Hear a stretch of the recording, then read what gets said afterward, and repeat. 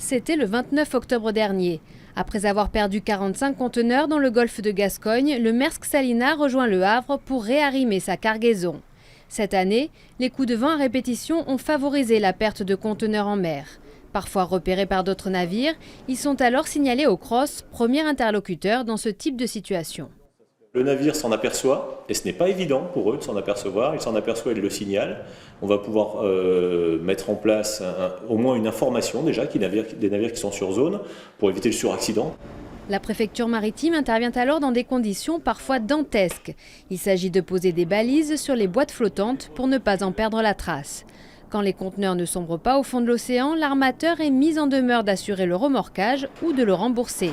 Cet hiver, l'enchaînement des fortes perturbations a multiplié les incidents. Ce sont essentiellement des pertes en Atlantique, mais elles nous concernent dans notre zone en Manche parce que bien souvent ces bateaux sont ensuite accueillis, notamment au Havre, pour y réarrimer leur cargaison. Quand ce type de perte intervient en Manche, le risque de collision avec de petits bateaux est accru car l'espace y est plus resserré et le trafic particulièrement dense.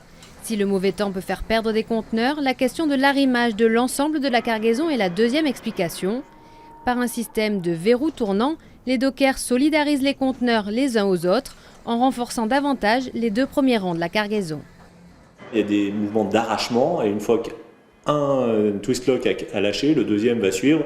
Une fois qu'il en manque deux, c'est fini, on a une réaction en chaîne. C'est pour ça qu'à chaque fois, ce n'est pas un conteneur qui tombe, mais un groupe, puisqu'ils sont solidaires les uns des autres. 20 000, c'est le nombre de conteneurs qui tombent à la mer chaque année. Une goutte d'eau au regard de la quantité de marchandises qui transitent chaque jour sur les porte-conteneurs.